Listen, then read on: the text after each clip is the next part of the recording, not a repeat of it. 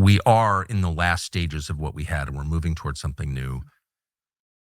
This isn't working, and it's not working for the people it has to work for, which is the next generation. They're specifically the ones being hurt.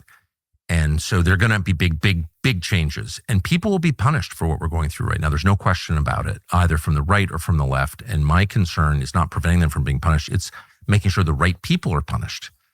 It feels to me like the greatest injustice is when we've solved the crime, but we executed the wrong guy. Right. And I just want to make certain that the predators are punished, the people taking advantage of desperate young people, the people who are, getting rich from payday loans and from, buy now, pay later for your pizza scheme. Those people should be crushed, and not, hardworking people. How do you make sure that punishment is allocated justly? Yeah, well, first, this is why the right needs to administer it, because we would pursue justice where the left would probably pursue revenge. Exactly. And revenge is bad. Exactly. So good. So, but secondly, I hope you're right. I hope that the people that are doing bad here, which is plenty, will be held accountable. But there's no guarantee. No one went to jail after 2008. And I think that was a stain on our nation. Macroeconomic events. And I think it's still to this day a stain on our nation that no one went to jail for what happened in 2008. None of the bankers, none of the people were held accountable. And there's a lot that went into that. Obviously, the federal government was heavily involved, but we did the worst possible thing, which is we actually created and we codified the bad behavior by making the incumbent Wall Street banks even more powerful through Dodd-Frank. So it's harder for small and community banks to compete. And then we flooded the zone with cheap money. We went to basically zero interest rates, which say it, but it can either be a storming the Bastille or Nuremberg.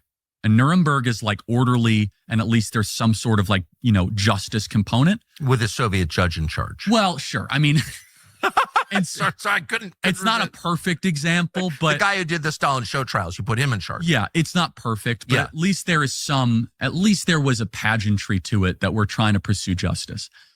I don't want revolution. My whole temperament is anti-revolution. And so... No, that's such a smart point. Any legal proceeding is flawed. I don't think you should put a Soviet judge in charge. But I think any judge is just a man or person, and you're not going to get absolute justice in this life. That is absolutely right. But it needs to be, I think that's the key point. It needs to be orderly. Yes. And sensible, and explain to the public there's a reason for this. So another one is, again, one that we haven't even touched on is, Are we ever, I think Trump is actually doing a great job of this, holding these colleges accountable, but is someone going to finally have to be on the hook for the amount of student loan debt this generation has? Can we seize and raid the endowments? These colleges are hedge funds with schools attached. Exactly. They're growing their endowments by hundreds % and their enrollment by like 3 to 4%. So their endowment is exploding and their enrollments are barely exploding, not to mention all the other problems embedded there. It's the medieval church. It needs reform. Yeah. And so I'm not here presenting all the solutions. Smarter people than me can kind of come through with a buffet line of solutions. My biggest contention is, why is no one even admitting this is a problem? Right. And that's what's so bizarre. What is that? So we began on that question. I don't know the answer. What's your guess? And again, I'm not doing one of those things where I ask the question rhetorically. I have guesses. The first of which is that it's so bad they're just ignoring it. And right. I really think that's part of it, which is that Congress is so filled